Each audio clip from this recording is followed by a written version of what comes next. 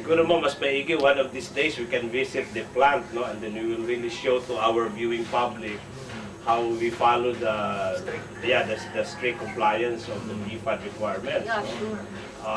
And then, ma'am, is there a particular website that they can visit just in case they would like to know more about the products of the PMI? Yeah, please open your website at mx3santon.com. So once again, ma'am, pakiulitan niyo po dahil baka nakaligtaan. It's mx3santon.com. And ito sa Davao, where do they get the supply? Kung sakali, kasi marami sa mga pasyente ko, they have a hard time looking for a drugstore where they can buy the MX3 capsules. Ano ba ang mga outlets niyan? Primarily at Rose, available at Rose Pharmacy outlets nationwide. Available Manila, Visayas, and Mindanao, Rose Pharmacy. And don't forget to ask the freebies. So sometimes we give freebies. If you buy one box of MX3 capsule, we give 1 bottle of jam, one box of MX3 soap. So sometimes we give MX3 tea. So that's a freebies for every purchase of 1 box. How much naman yung 1 box, ma'am? It's actually 1,008 per box, so it would come out about 60 pesos something per capsule. But you got about 25% of the freebies additional. What is inspiring about your company, ma'am, is the giving back to the community of helping, especially the poor patients. No, I have experienced it personally.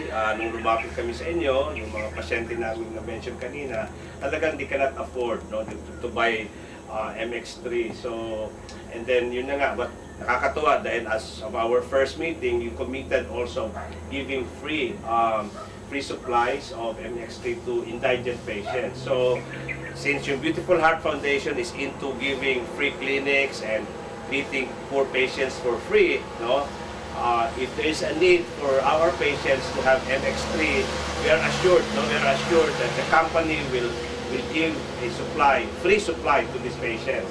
No, so that is very, as I've said, very inspiring. That's why we are trying to promote the product, not only because it is a good product, but because it is also helping poor people. No? And that is the essence of a Beautiful Heart. No? The company has a beautiful heart. Hendrik, since you're into the radio, no? Ano ba ang mga future directions? We are here to support MX3 to a radio show. We call the radio show Kalusugan at Kabuhayan. It's a 30-minute show over DXRR AM Radyo Rapido, 1:30 to 2 o'clock in the afternoon. And we hope that you can be our host for that particular program para po natin i-explain sa mga listeners ng Radyo Rapido yung magandang effects ng MX3 sa mga nakikinig. Sa ngayon kasi, Rick, if you talk about what is yung mga talagang deadly disease, no, number 1 na siguro dyan yung mga heart disease, no, or sabi natin yung cancer, no, walang gamot. But studies have shown na the Santon has anti-neoplastic effect, no. Merong tinatawag na cytotoxic, pinapatay niya yung cancer cells, no. I'm sure si Ma'am Gina is very much aware of that, no, na yung effect ng Santon doon sa mga cancer cells. And this has been proven, especially nga, sabi ko kanina, yung batang 7-month-old na merong medulloblastoma, medyo nakakakita na. Initially, this child had already developed the early signs of blindness, no. At the same time, since merong tumor sa utak, no, yung absorption ng cerebrospinal fluid medyo nababarahan, so lumalaki yung skull, what we call hydrocephalus. So kagabi, nag-text din yung nanay na initially when I measured the skull was 22.5 centimeters. Sinukat ng nanay lately, kagabi siguro, kahapon, 22 na lang daw in just 1 week, no? So those are very promising signs na talagang may effect ang Santon, no? So pwede ba, Doc, imbitahan natin sa radio show natin yung mga pasyente natin? Oh yeah, babalik sila, no? In fact, I was telling Father Ponpon na I wish I could see the patient again, no?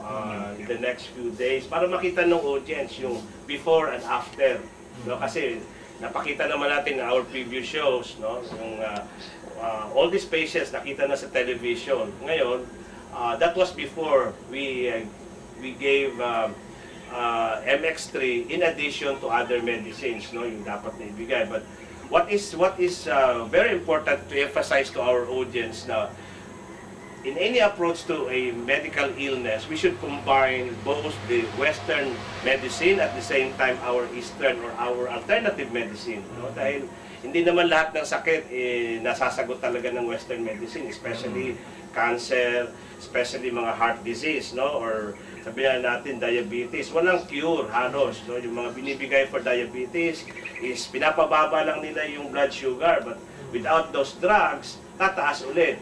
But what is good about Xanto, no? It has an anti-diabetic effect. At the same time, it corrects the problem, no? Yung kung saan sinisecrete yung insulin, no? Somehow meron effect doon, nako-correct niya yung islet cell, yung Langerhans cells, no? Yung nagpo-produce ng insulin. These things are already written in papers, no? Malamang hindi pa lang siguro sa Philippines we need more studies, no? That's why I'm telling Ma'am Mrs. Espejo that in the future maybe we can come up with a multi-center study where we will try the use of MX3 in diabetic patients, in cancer patients. Sa ngayon parang anecdotal pa lang, no? We are not saying that this is already parang scientifically proven dahil of course we have to follow yung requirements din ng medicine, no? That it has to be to reach a number of statistically significant numbers, no? Na para masabi talaga na talagang scientifically proven. So that's why siguro mo nakaka-encounter kayo sa hirap with the BFAT, palaging ang labeling is food supplement, no? Food supplement lang talaga.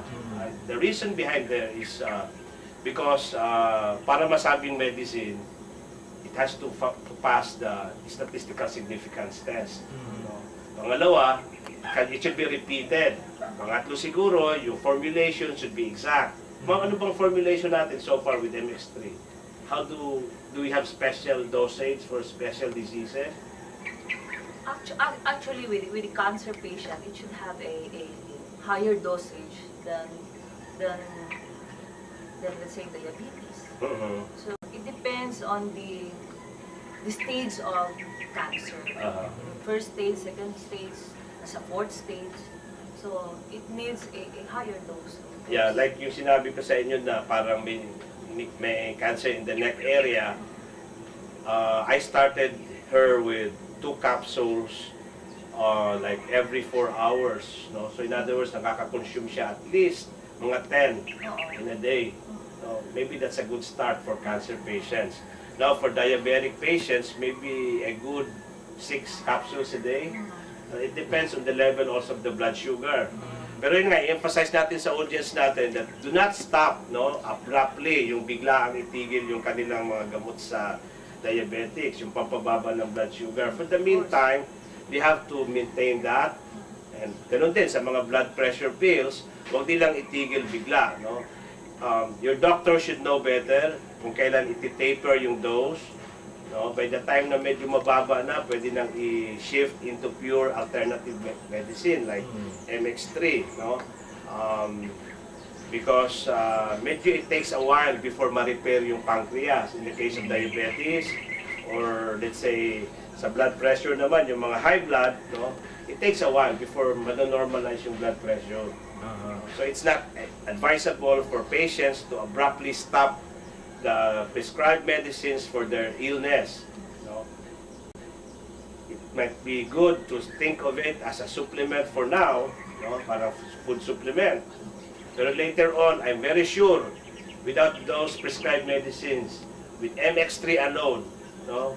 On the right time, on the right dosage, pwedeng yun na lang. But that should not happen right away. No? You have to consult your doctor, you have to tell your doctor that you are trying alternative medicine, and your doctor should know better when to stop the mainstream prescribed medicine.